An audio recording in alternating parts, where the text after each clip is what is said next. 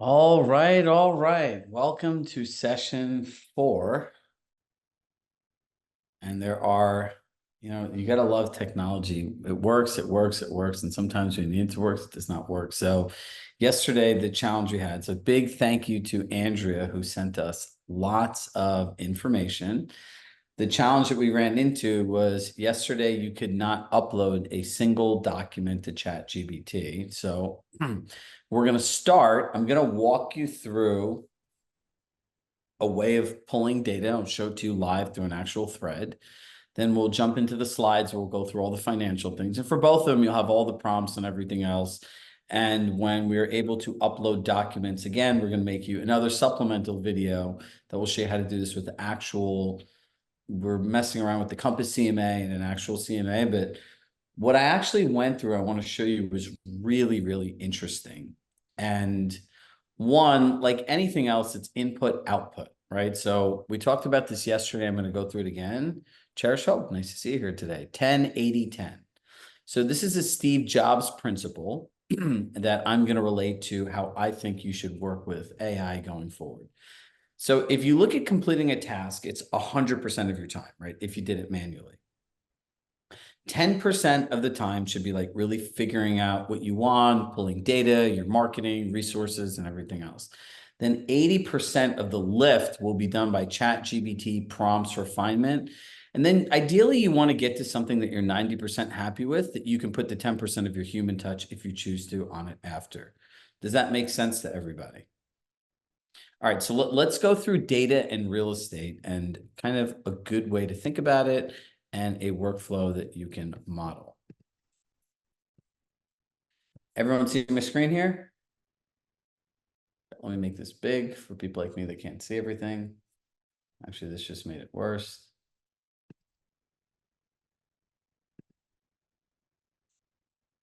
So I asked, analyze historical data for $1 to $2 million single family homes in Westport CT since 2020 and identify patterns in market cycles and predict potential upcoming trends.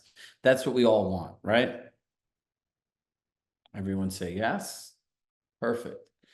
So then it started, because remember, I did not give it any information. To analyze historical market data for single family homes, we need to look at several key indicators, right? Median sales price, days on market, inventory levels, list price to sales price, price reductions, interest rates, historical data analysis. And those pretty good. They gave the pandemic boom, stabilization phase, market adjustment, right? In this case, we should say add 2024 in, then identifying the patterns. It goes through the cyclical nature, potential upcoming trends, short-term, long-term, right? And economic conditions stabilize. Westport's desirability could lead to sustained demand, especially if inventory remains low. This might cause a moderate appreciation of home values, particularly in this range. A predictive outlook, Q4 and Q1, right?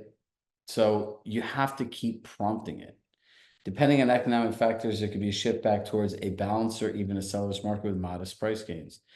To take a more precise approach, I recommend pulling the actual data for the indicators for the MLS or other real estate data providers to verify that these trends and projections, if you have access. So ask me questions, right? Remember, we always say when you want to get the right information into ChatGPT, ask me questions one by one about specific data points so you can accurately provide the insights. Question 1, do you have access to monthly or quarterly median sales prices for single family homes? If yes, could you share? If you don't have the data, I can help you where to find it described in general. And then I asked it, can you create a table where you could input the data? So now I have a table built, right? And again, when you're building these models for price points in areas that you're consistently working in, especially for people that work specifically in 1 or 2 different market regions, this is incredibly helpful because 1, you can print these and put these in your listing presentations. 2, like with anything in ChatGPT, this is something that you can use the same framework for as creating a custom GBT as you did yesterday and just build one marketing bot that knows the same tasks. Now, you can fill in each data with the cell with the appropriate data that you accurately have for each quarter and month if you have the data. Once you've inputted the data, I can help you analyze the trends and informations. What is inventory level, right? So it starts explaining what inventory level is. How's it measured? So now it's telling us how it's actually thinking about this. An example, does inventory level, then the next question is, does inventory level factor in active homes or only total homes, including closed, in contract, expired, withdrawn? Then it's going to explain what it includes and what it does not include, right? In summary, when calculating inventory levels, you should try to only count the active listings. This provides a clear picture of the current supply of homes available to a buyer at any time. How do you factor homes that have closed that quarter in this data set? Well, this is going to tell you, right? You'll include them in a separate column. So this has gone all the way through here. And then there's another explanation. So I'm going to pause here for a moment. What questions do you all have here so far?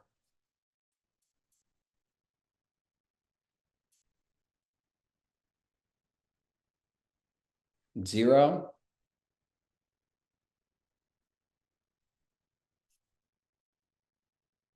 All right, so everyone feels good about this. This is pretty simple, right? Like this is not complicated. It's just literally. Go ahead. Someone has a question? Somebody unmuted themselves by accident. Brad, do you have a question? You're on unmute. I do, but I don't want to. I think I'm jumping ahead here. Are you not able? Did you say you're not able to upload any documents to ChatGPT still? I was not able to upload any documents as of 1:30 in the morning last night. Okay. I just tried the desktop version and I could. But again, I don't want to get you sidetracked, but I am curious because I have been using documents that have market data in them to create content.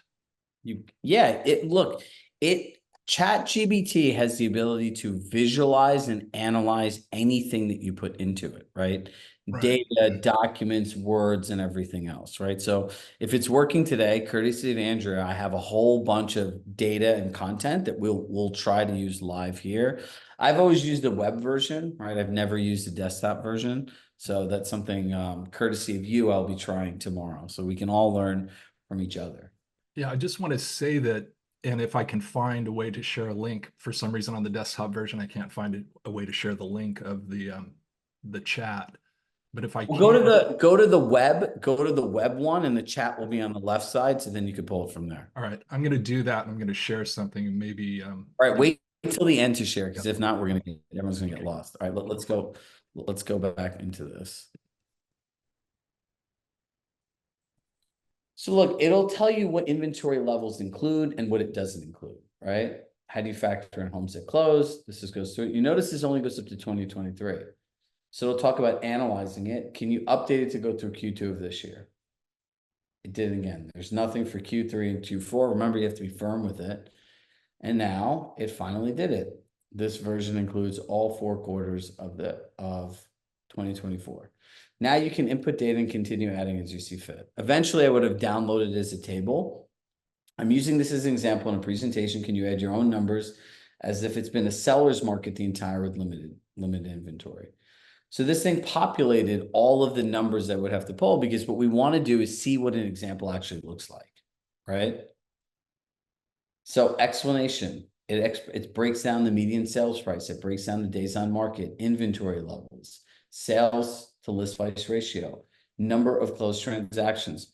Hit yes if you agree that if you're able to just give these actual examples to your clients, it would be more valuable insight that they would appreciate and simplifies looking at all these charts.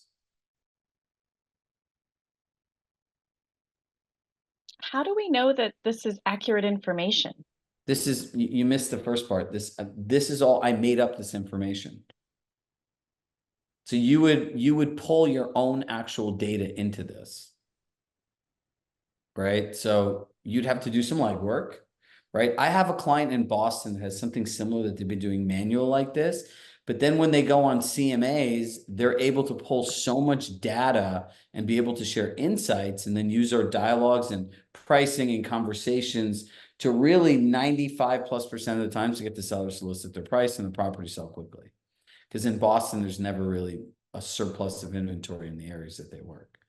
So this is pulling this, and now it's starting to say, starting stronger begins to taper off as prices increase and inventory slightly loosens through 2024, possibly due to affordability concerns or changes in economic condition. Right, so this is pulling a lot of information for you. Now, act as if you're a luxury real estate agent and financial expert with 30 years of experience explaining data and trends to clients specializing in data to make data understandable and easy to follow with clear action steps and accurate predictions. So then I got another set, right? Price appreciation, days on market, right? Initially, homes were selling quickly with days on market dropping to as low as 18 days in 2021. However, by 2024, we're seeing a gradual increase to 48 days. This indicates while the market is still strong, buyers are becoming more discerning and the pace of the sale is beginning to slow. Action step, if you're buying, this shift means you might be a bit more for negotiation power and time to make decisions. Sellers should ensure properties are priced correctly and presented impeccably to avoid extended listing periods. It talks about inventory levels. It gives an action step, sales to price ratio, right? So it goes through with the historicals, action steps. Sellers should set realistic asking prices that reflect current market conditions to exact serious offers without prolonged negotiations. Buyers consider offering slightly below asking in negotiations as the market softens. And then it gives you some predictions, right? Expect a gradual cooling period off as the market's inventory increases and days on markets continue rises. Prices still appreciate, but at a slower rate. Both buyers and sellers should adjust expectations. 1 to 3, the market may stabilize further, leading to more balanced conditions. This could be an excellent time for strategic investment, particularly if interest remains favorable. And then it gives you its final thought.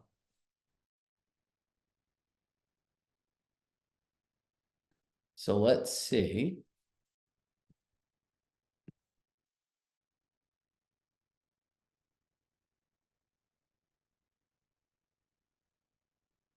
And this is where we remain. It won't up. Aha.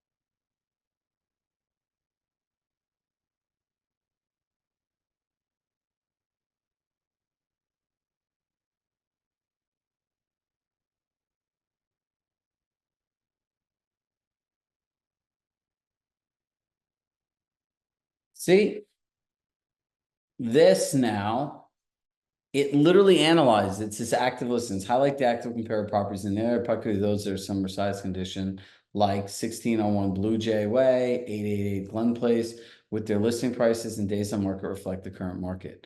Focus on sold properties such as, it gives you this the key metric, pricing strategy, range analysis, right? It's going to say, explain how pricing too high may result in longer days on market, while pricing within this range could attract more serious buyers and potentially lead to a quicker sale. Show them the days on market for comparable properties, like 270 for 1601 Blue Jay Way versus 55 days for 8811 Rising Glen Place. Use this data to discuss how pricing property conditions directly impact how long the home stays on the market. An investment protective, data-driven decisions, negotiation prep, key points to highlight. Okay, now. Can I chime in? Yep. I got it listed at 4499. Perfect. Now, let me ask you a question. Since this was your data, your CMA, how Yes. do you think this reflects just putting something in here, summarizing, giving you talking points, and just synthesizing what normally would take you an extreme amount of time to do? It did take an extreme amount of time to do. When I did it on my own, but I've been doing it over the course of a year or whatever. Very helpful. And the only thing that it doesn't know that I do know is the date, I think from memory, the days on market is like very, very high, and only 2 have sold in the last 6 months. And both were fixers or tear down. So the market for developers, flippers has dried the heck up. Got Hey, it. Andrea and Chirag, could I ask a question? Of course. You could ask 3 questions. Don't tempt me. The document that you uploaded, the CMA, is that just a simple CMA from Compass? No, that one I think, was that the MLS? Chirag?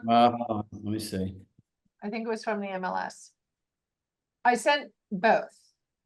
No, this is actually the Compass one. It was the Compass. Okay, so you've uploaded a Compass CMA. Can we just take a peek at it just to see what it's pulling from? Yep. Oh, okay. Hold on. Please hold. Just also, while it's doing its thing, I also use this data to, and how many solds we have and nothing in escrow in that area, to encourage the seller to offer 2.5%. Very cool.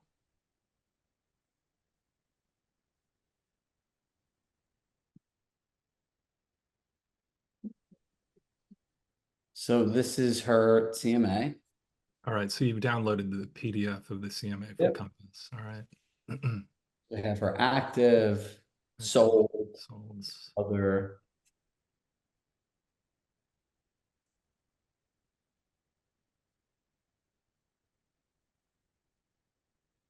Yeah, that's helpful. Thank you. Happy to send it to you, Brad, if you want. Now I get the picture. I have not played around with this document. I've used some of Patrick Carlisle's. He's our local analyst, and I've uploaded, some of the reports that he sends out to do something similar. Well, yeah, similar, not at this level, but yeah, this is really great. So look at this, days on market versus closing price, right? Like this is really important. It says Yep. the scatter plot indicates there isn't a straightforward correlation between the days on market of a property spends on the market and its closing price. However, properties with longer than 31 to 63 days tend to close slightly below their original list price. This suggests that as a property stays longer on the market, the likelihood of achieving full house diminishes, right? Of course. The list price to sales price ratio shows a relationship. Properties listed at lower price points around 3.4 tend to sell closer, even above their listing price, with ratios near above 1. Higher priced properties, particularly above 5 million, often sold at a slight discount, indicates rates below 1. For higher price homes, lower price homes. Now watch this.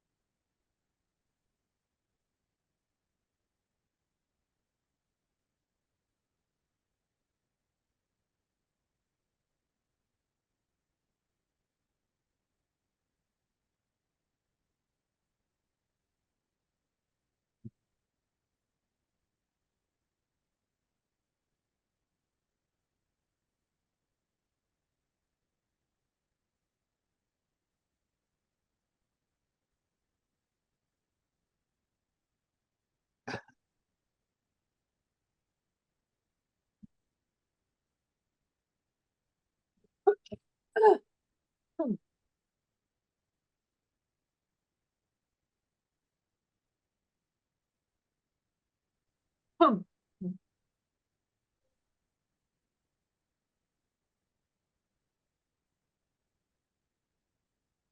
Hmm. Andrea, as we're watching this here, I have a question for you. Have you gone back to double check the accuracy of some of the feedback that you're getting? I don't understand the question. So you're asking it to take this document and and you're giving it a prompt and you're getting the feedback from it. No, this is Chirag. I only did the CMA manually. Okay, got it. So Okay, Chirag got and I were chatting yesterday and he asked, hey, do you have any CMAs you can send me? it. Okay, cool. Got it. So if you look at this, now you have data in here and now you can start pulling insights. In the other thread that we had,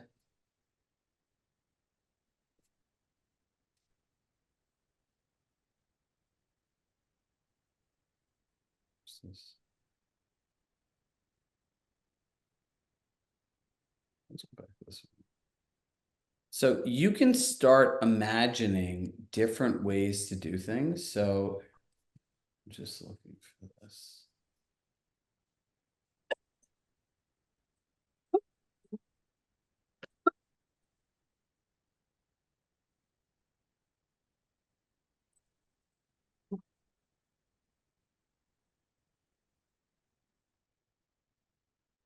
Aha, here it is.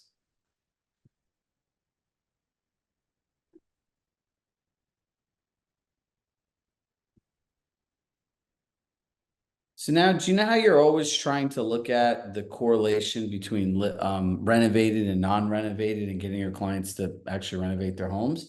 So I said, for the sake of making an example in a presentation, can you update the table and add a column renovated and not renovated? Make 60% renovated, 40% non-renovated, with the renovated homes getting a premium. So now they went and they made this up, right? And they say renovated homes consistently command a higher sales price due to their upgraded conditions, which reflects premiums buyers are willing to pay. Non-rated homes sell for less. Okay, basic stuff. Analysis. You can expect the premium or price competitively, right, for buyers. So I'm looking for specific data to be able to have talking points about the correlation in list price to sales price, days on market, and final sales price for homes that are renovated versus non-renovated. I would like you to use the data to influence clients based on data's driven approach to renovate their homes. So here's a couple things. It gives the data and everything else, right? Data needed, final sales price, whatever it is. And then it made the table, right? There's a 15% difference, a 21% difference, and it gives you all of these factors, right? Renovated homes sell 20 days faster. They sell for 21% higher, right? So it's this talking point: higher sales price, faster sales, stronger negotiation position, buyer perception, right? Recommendations for clients, 1, 2, 3. So if you take an extra step in building these tables and adding renovated and non-renovated, now you're able to extract a whole nother set of data, which, if you had to figure this out on your own, is one long math equation.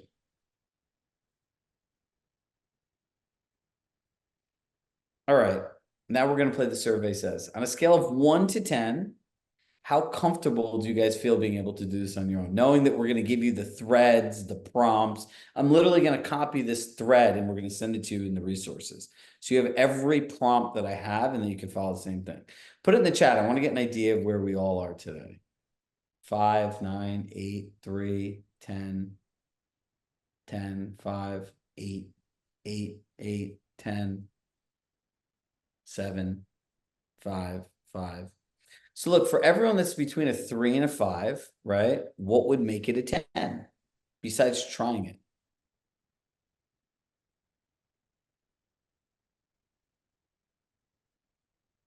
Trying it. That's it. Look, here's the nice part. The amount of time that you put into it, the way I want you guys all to think about this is, you know how we all tell our clients that you should prepare your home for sale because then it sells faster and for more money? You should put the time into figuring out doing this, because then you could ultimately get your job done faster and earn more money, because these kinds of data insights that you could pull through something that has 150 IQ and you're just asking it questions based on what your clients are like, you're going to get such better information, talking points. And the most important thing is the C word. You're going to have confidence when you go into these pitches. Because sitting there and analyzing all these different crazy patterns and trends and talking points is a pain in the you know what. And if your brain is creative and doesn't work this way, then forget it. This stuff makes you want to run.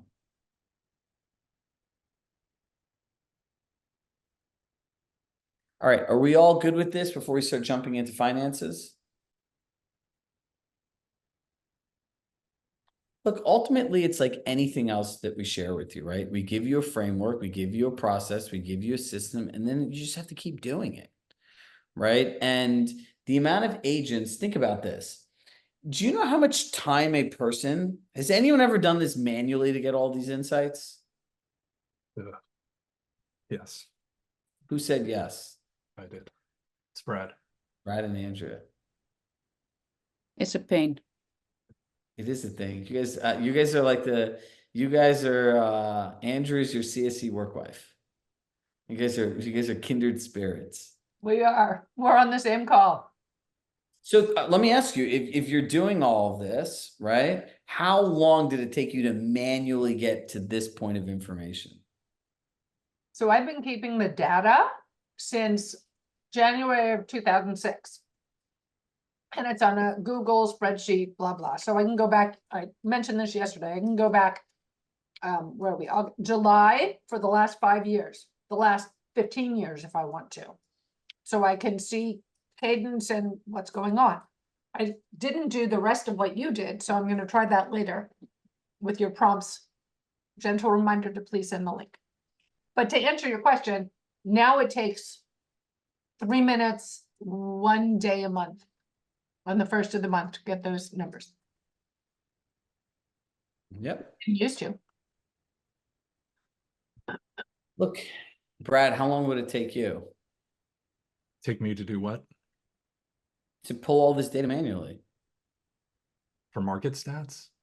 Way too Okay. long. It's a pain. Yeah. I mean, Yeah. look, unless you're an analyst and you really dig that stuff, and I know there are a lot of people who do, it's just a pain in the butt.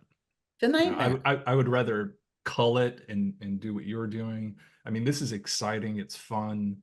It's it's like having an analyst assistant that I'm working with, and I can ask the questions that I'm curious about that would be useful for me so that I can implement those, that information. Yeah. And then when you know what your clients are like, you can say, based on, all right, let's try this. By the way, I tried to, you can't share a link that has a document or an image in it. That's weird But because I have other ones that you can share that I have it, try to right? upload like a video and have it transcribe it and like tell me the timing of each one, and they wouldn't. It can't do that. That it cannot do. My client, I need to present this data to a specific type of client. Can you ask me 3 questions about my client, and based on the answers and being an expert in behavioral psychology with 30 years of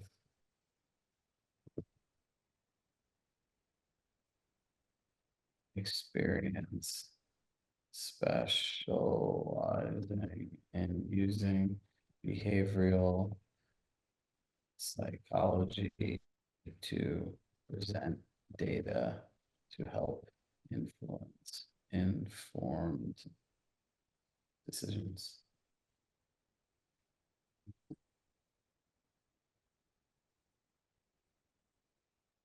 See what happens? Yeah. Ask the questions one by one.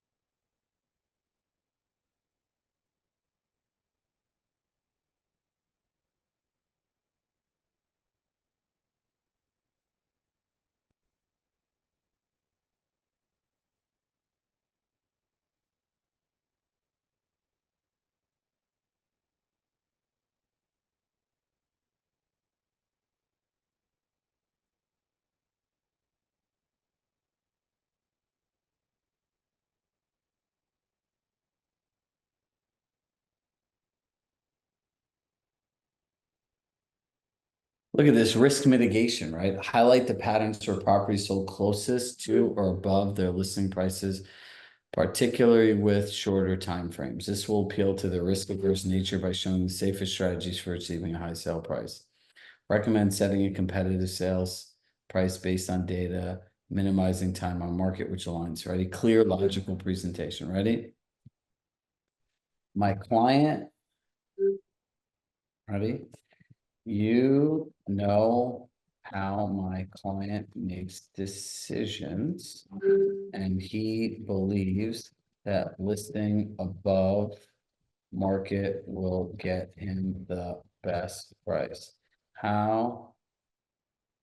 What specific data points and talking points would you use to influence him to make a decision to list based on actual market data?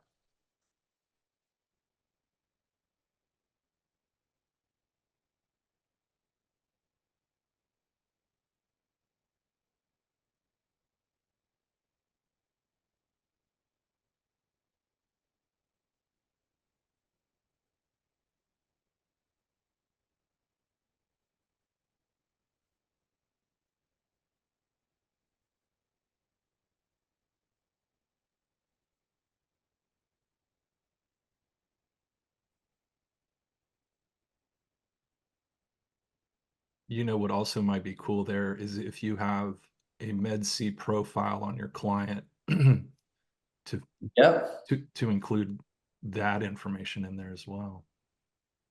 Exactly. So look, I think in this, the moral of the story that we all want to look at is the more information you give in all of this stuff, eventually you get to a sweet spot, right? Where you know what to put in, you know what works, what gets you the results that you want. And it's a process, right? Like if you think about anyone, this is like first to market. The sooner you know how to do this, the more free time that you have and the more listings you want to win.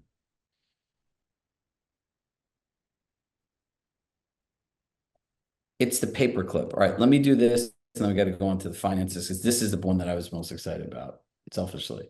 It's this little paperclip that says attach file. I think you could also drag and drop a file in there. Let's try.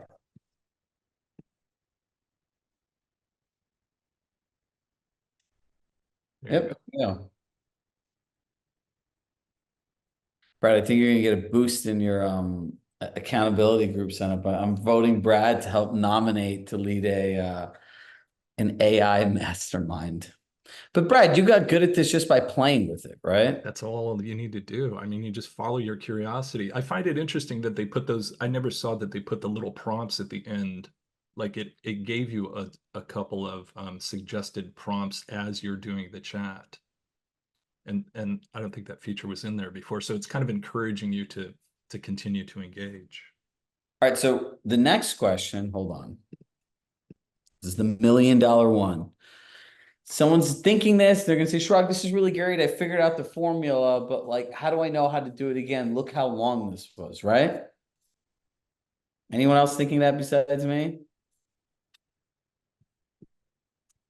Pull out all the prompts used in text format.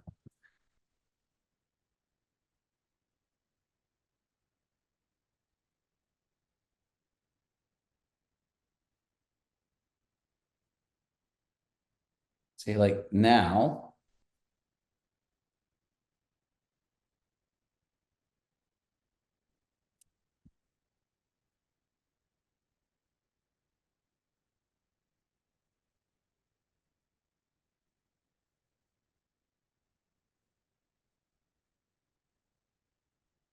that's the $1 million prompt. Pull all the prompts from this text format used. I wanted to show you guys the difference. Right?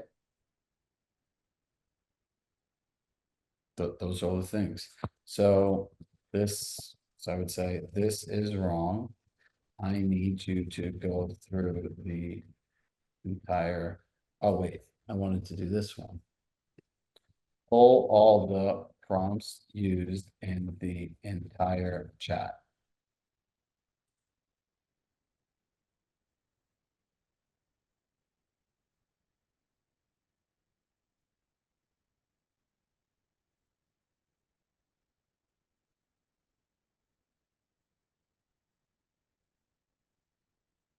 There it is.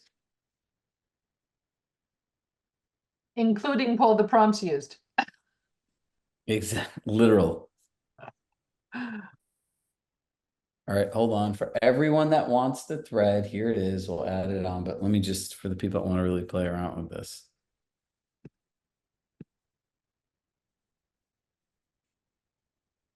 Look, some of these things I think are benefit from learn and do, and other ones you can use slides and everything. But, you know, like in anything else we do, we really want to get in the weeds with you all and just showing you exactly how to do it. And for those of you who are new, you'll learn this about me, and the rest of you know this about me. I don't like teaching theory. Nobody signed up for coaching for theories. We can all sit in groups of people we meet that we know, we don't know, and come up with all these theories, but you want to come for what works. And I would say the most important thing, you're welcome, is to teach you all how to think about this and just show you what the possibilities are when you can start using your imagination. You know, I was talking to a client today, and they're in a little bit of a challenging situation.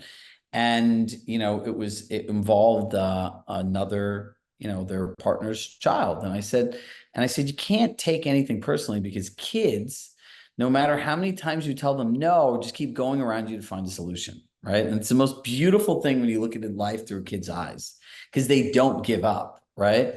And it's the same thing with this. You just have to keep looking. Is like, if you're a kid and it's like you want a candy bar, you're going to go to mom, dad, you're going to try to get money from a chore. You're going to try to, they don't give up. Like, the no goes in one ear and out the other. And I always say, never accept a no when a yes is possible. Right? Don't give up. This does not require any special skills, and you don't have to worry about hurting feelings. With all of you, I try, but you know, it's really challenging. It's a fine line, you know, from letting someone do something. And sometimes, you know, I still have guilt some days, you know, like I was pretty harsh with Wendy when she wanted to send out that NAR thing, but she, in the end, I could put do I personally as a human feel bad? Yeah, I do. I have feelings. I care about all of you.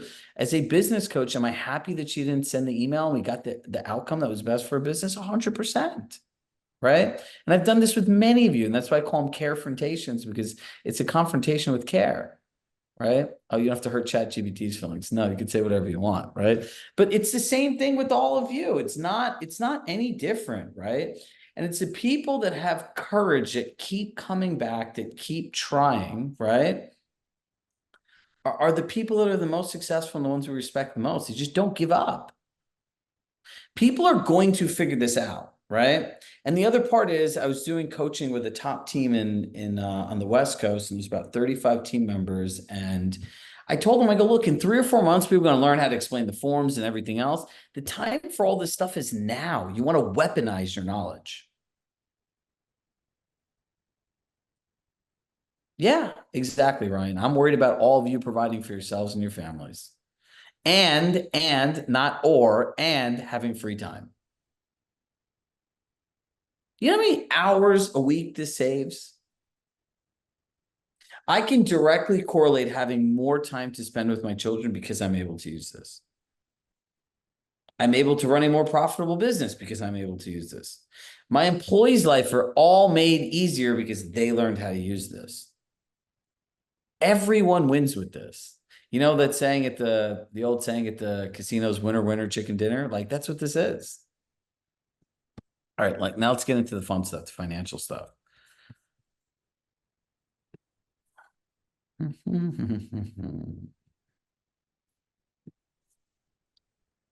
before you head into the financial, I had a quick question.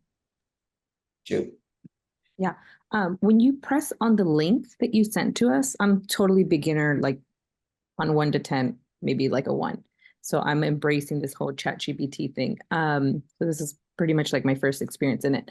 The ChatGPT, when you click on the link and it goes to A web browser and just opens up. the web browser shows you Westport housing, all your information. Then on the bottom, it says get started on ChatGPT. I did purchase it. When you click that button and it shoots me over to my page. So one of the things it does not do, right, It would be really cool at some point, and I'm sure they'll build this feature, and when you can click a thread that somebody shares with you and it automatically goes into your chat GPT. It Okay, doesn't. that was my question. Okay. All right, let's get into the fun stuff. All right, who here feels they could be better with budgeting? Who here feels budgeting is very time consuming? Me. A real estate business has hundreds of transactions over the course of a year. Hundreds. Won't bear with me. I lost my presentation. Okay, got it. Look, like anything else, it's how effectively you use it, right? We keep going back to that same thing, input, output, right? So look, welcome to your financial journey. Even if you have no experience in this, I want to show you how to track your spending, like set up a budget and make informed financial decisions without having to spend countless of hours categorizing expenses, going into spreadsheets, literally ad nauseum. This stuff can make certain people want to vomit. And then other people just love it. I can see Brad loving doing this, right? The Brad and Andrea combo. I think you guys would really enjoy this. So the first one is gather your financial information, right? So you're going to make a folder that says, what month is it? August, go back to July 2024. Pull your bank statements, your credit card statements, and just ideally save them all as PDFs. The next thing is you upload it to PDF. And then here's your prompt. Can you analyze spending and data from a credit card statement to help me provide insights, right? Like you're learning. Categorize your spending. Please categorize the transactions from my statements. Wow. It happens in seconds. The next part. Please calculate the total amount spent in each category. Wouldn't you love to know how much money you spend on Uber Eats, shopping, dining, travel, business, subscriptions, anything? You could give it 6 statements in a row and say, what subscriptions do I have that are on my statement every single month? Or what statement or what charges, please list out in a table every charge that has been on here for 4 months or more, how many months it's been on, as well as what it costs me monthly. You'll just save hundreds of dollars. Because half the time, like to someone's point, I think it was Andrew yesterday, was we spend lots of $20. As you can see, she's obsessed with her budget. Compare your spending to income. My monthly income is X. Can you compare this with my spending? Take your annual income for the last 7 months and take your income and divide it by 7 months, and that's what it is. You'll see if you're at a surplus or a deficit, profit or loss. Identify and reduce non-essential spending. What categories should I focus on reducing to save money? Do you know it will actually tell you? Pretty wild. I want to set a monthly budget for each category. Can you help me decide on the amounts? It's going to tell you. Can you compare this month's spending to last month's budget? Did I stay on track? And this is how you start regularly doing it, right? So once the thread ends, you can upload a new thing and say, please compare this month's budget to last month's budget. It will tell you what to do. Then it's going to say, set aside a portion of your income each month for emergency. I want to start saving money for an emergency fund. How should I save money each month? It's going to look at all your stuff and say, if you save this, and this, and then you can give it goals, right? It says, I'd like to be able to input all of my income, all of my expenses, and for you to suggest where to cut money so I could save 20% of my income each month. List the things out by essential, non-essential, subscriptions. You just keep asking it questions, right? Imagine you're hiring the greatest financial planner in the world that costs the most amount of money. Think about it like you're having a conversation with that person. These are the actual questions you'd ask them just based on logic. I have new financial information. Please update my budget and provide insights. You upload a new statement. This is what you do. Review and reflect. Can you summarize my financial progress over the last 6 months and suggest any further improvements? Look, like anything, consistency is the key. I'm back to update my financial data for this month. So let's continue where we left off. And congratulations, in the last 10 minutes, I just showed you how to take control of your finances. So now you just have to pull all of your statements, right? So who here spends money on some, hit yes in the chat if you spend money on a lead generation source.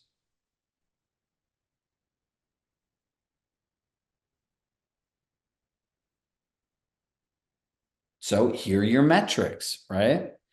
What is the total amount I spent on Zillow? How much income have I made for Zillow?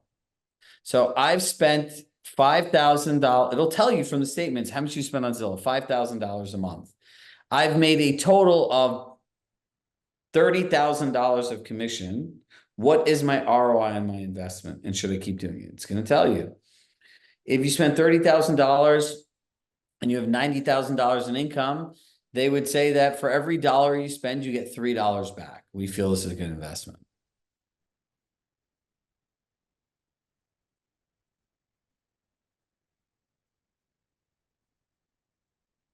And that's it. That is about as simple as this thing is. And for those of us, and no one needs to raise their hand, that are bad with spending, they make a lot of money, they always end up to be in the same place. This is something you should be doing all the time because it's literally the only thing that's going to be able to just give you raw data, right? You could upload all of your statements from all of 2023 and say, I have a challenge doing this and I overspend on this and I'm bad with this, you know. And one of my favorite prompts is explain to me so a fourth grader could understand exactly what I need to do next so that I could stay within a $10,000 a month budget. A lot of us have an idea of what we should spend every month, but somehow it just goes over, right? My dad always says, for people that are bad with budgeting and tracking their expenses, and then as he says, setting limits, I don't like the word limit, but he's like, you know, he goes, these people, Chirag, should never, ever use a credit card. Because whatever they think they're getting in points, they're going to have way more debt. He's like, somebody bad with money will always end up in the same place. Unless they do something different. All right, everybody, that concludes our AI course for the last 2 weeks. I feel like we've gone through a lot in the last 2 weeks. Does anyone have questions, comments, concerns? Chirag? I have a comment. Yeah. I have a comment. So, I would love to see, and I'm probably going to do this, is go back, to when we did knowing your numbers, to what you just described with talking about budget items, but also, I forget what Kate's data template was called, but if we look at like annual transactions and, with her process of going through that, we came up with charts that gave you some feedback with client source and demographics and property types. It'd be interesting to put that data into ChatGPT and start mining it for more information. You can, just use your imagination, just start digging into it, even asking it, what can I do with this data? You can just start the conversation that way, right? Bingo, right? Start having a conversation. Like, think of it as a person, just talk to it, have a conversation. There was someone last night that told me that they got better information from ChatGPT than they did their therapist. Brian? Yeah, I work a lot in this building behind me. It's got about 522 units, and I was able to pull the sales data for the last 20 years, sales prices, price per square foot. And I had to do a little work for about 45 minutes cleaning up the data. And then when I was able to load it into ChatGPT, within minutes, it was able to give me the year over year price per square foot percentage changes for the last 20 years. And then I asked it to create a newsletter that I could send to all of my clients in the building, and I'm probably going to put a postcard together for the building as well. And within about an hour of work, it gave me a real valuable tool that I don't think anyone else is using. And that is huge. Now think about manually how many hours that saved. And by the way, that's going to make him look like an expert, right? And like repetitive actions and conversations create confidence where you could do things from memory. So eventually Brian's going to be a walking, talking billboard of that building. Will know every statistic because he shared it with so many people. He's talked about it. He's written about it. He's emailed about it. He's had discussions about it. How many people could historically go in a building and have that kind of data insight? You know, and I'm thinking you could do so much with this, Brian. Like if you had somebody hosting your open house, right, and they weren't familiar with the building, and you could take a lot of this information, and you could even throw it into ChatGPT and ask it to, you know, give you a summary, you know, for an assistant, you know, to know this, you know, giving you the bullet points for an open house, that sort of thing. Well, yeah, people ask you, for example, what can I expect? What kind of appreciation can I expect year over year? And it's hard to come up with that. But now I know that it's 5.55% over the last 20 years. Awesome. Yeah. I mean, and you can see it has its ups and downs. You see that where in 2009 things went down, you know, 2018 COVID things went down, but on average, that's your return. And the thing I'm thinking is, as you know, as you're working with people, right, as you're working in that building, doing your open houses or meeting people, and they're asking you questions that you don't know, you know, you keep a little notebook, you go back to your assistant, you're asking Yep. questions, and you're becoming better informed. It's Yeah, and I think so with valuable. this model, I can roll out to every building I've sold in and have clients in and keep them updated, and I can become an instant expert across a whole number of buildings in New York. Yeah, and you can As use well this to as, look, compete at people different have neighborhoods you're other, trying to break into. I mean, you can pull yeah, other exactly. people's When you want a data. geographic farm with data, this is it. And the other thing is, how many people have people host their open house and they're trying to convert leads for their team, but the team members don't know anything about the area? Guess what? You can just make a pre-made set of search, data points, talking points, and the people just need to practice, and they're going to go in there and they're going to sound really smart. So in a world where people are going to have to sign agreements and pay for a service, this is the kind of expertise you need. Even in making offers for buyers, I'd be analyzing this data and say, what are the key points? How should I strategize the offer? And literally, could you imagine on a listing that was overpriced, that was on the market, and you were trying to reason with a person, going through and doing this, and then literally providing in the offer, like taking all the stuff out of ChatGPT, cleaning up, putting it into a PDF where it explains why your offer is good to a seller. And all you got to do is combine the PDF, right? So there's an entire world for stuff like this out there. So does anyone else have any questions? Excuse me, Brian. Hey, Shrug, thank you again. Just maybe a technicality on using ChatGPT and the historical context for learning you. On the left-hand side where it has the running list of your topics that you've used it for, if you wanted to isolate, or can you delete any of that stuff from history so it doesn't apply your real estate GPT topics from personal, and can you isolate those, or does it remember all that and always use that data when it's responding to you no matter what topic you're asking? It's a prompt, right? So in the end, you just say, when, you know, please don't use any of the previous information when providing information for this chat.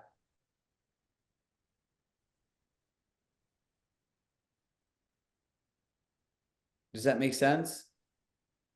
Or don't factor in previous chats on this thread, right? And I would write that just as a sentence to start. And you could delete and archive them. Yep. For cat, everything has a use. It's like having a tool belt, right? So Compass AI, use it when you're in the Compass platform. When you have coaching questions, use Chirag AI. And for everything else, spend the $20 I recommend to get ChatGPT 4.0. As they say in Disney, that's all, folks. Look, we are here. Next week, we have our bonus sellers edition.